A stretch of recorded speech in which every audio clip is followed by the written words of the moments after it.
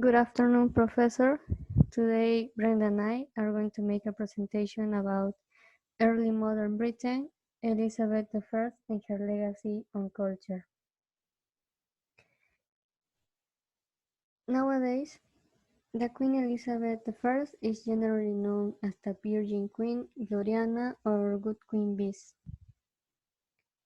About her early life, Elizabeth I was the daughter of King Henry VIII and his second wife, Anne Boleyn.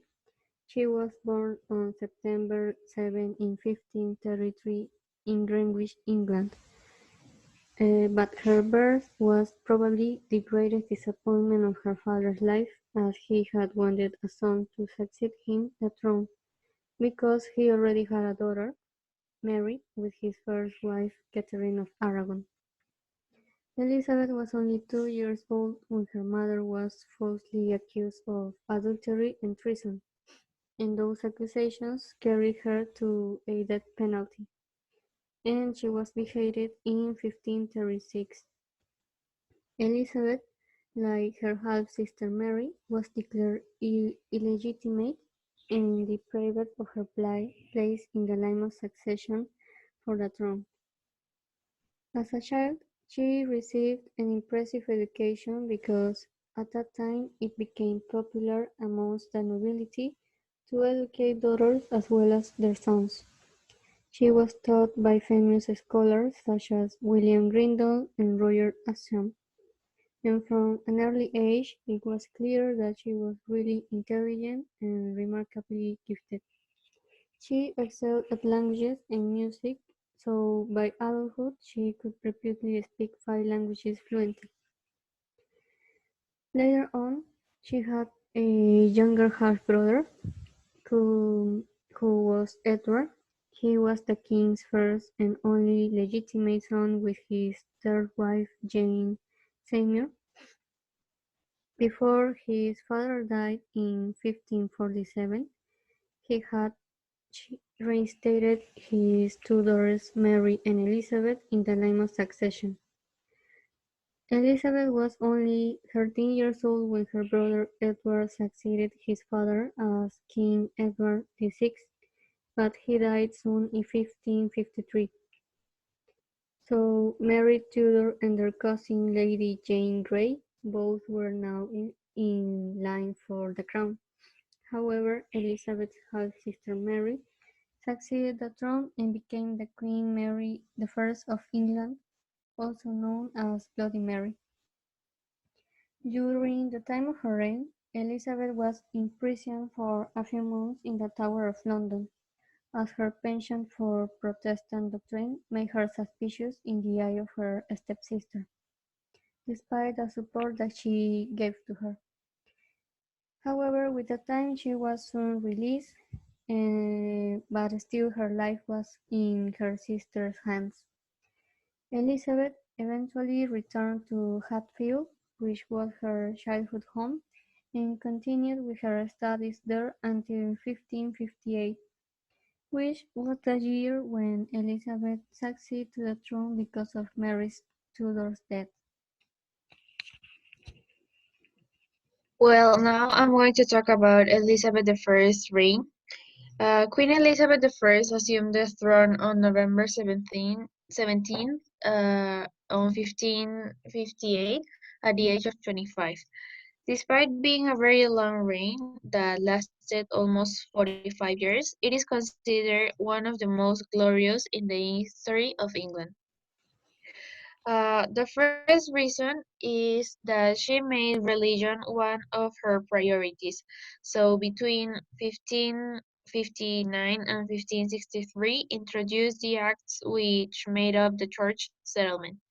Secondly, in 1563, her doctrines were established in 39 of the Articles of England, signifying the compromise between Roman Catholicism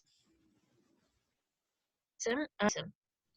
Also, in this period, art, literature, drama, and theaters have flourished under the Queen's support.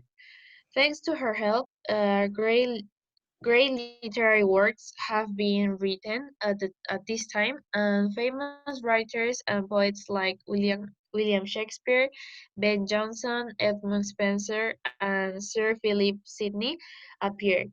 And it is said that the Queen also attended the Shakespeare's first performance.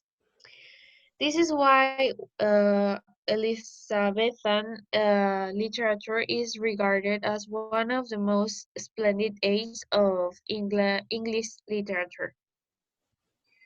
Furthermore, she formed a group of good ministers who helped her a lot during her government. These ministers were William Cecil, who was the Secretary of State, Sir Christopher Hatton, who was the Lord Chancellor, Sir Francis Walsingham, who was in charge of intelligence and also was a Secretary of State. However, not everyone was satisfied with the reign of Elizabeth I, since during her government, England was threatened by countries such as Spain, Scotland, France, and Ireland.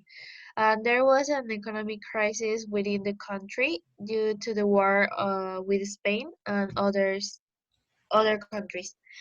Also, several laws were passed against Roman Catholics after the Queen found out that they were planning to kill her. Mary, who was the cousin of Elizabeth I and also was the Queen of Scotland, was involved in these plans because the Roman Catholics considered her the ideal Queen of England. However, when the Scottish Queen arrived in England in 1568, she was immediately captured and locked in the castle on Elizabeth's orders, as she considered Mary a threat to her throne. After being locked up in Forenheim Castle for almost 20 years, in 1587, the order for the execution of Mary was signed and put into action.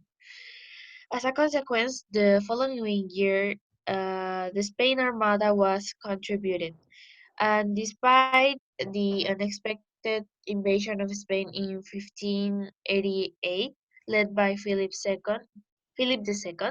England won the war. However, as mentioned above, this war brought consequences to the country, especially the economic crisis.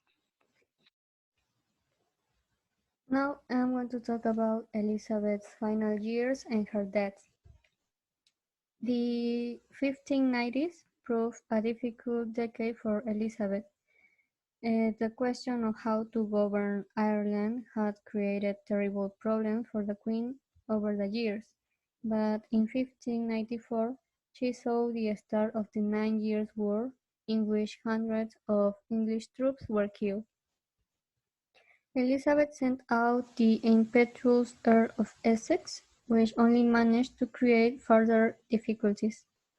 Her most trusted ministers, including Burghley and Walsingham, passed away, and Leicester, to whom she had remained close, died in 1588.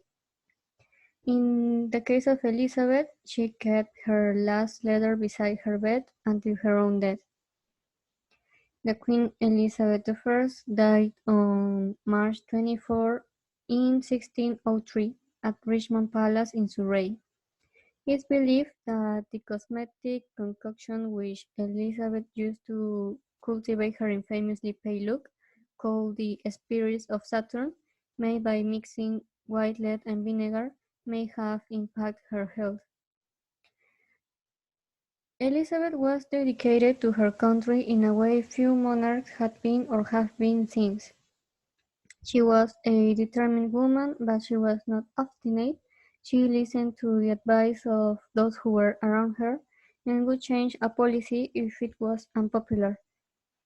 In appearance, she was extravagant, in behavior sometimes flippant and frivolous, but her approach to politics was always serious, conservative, and cautious.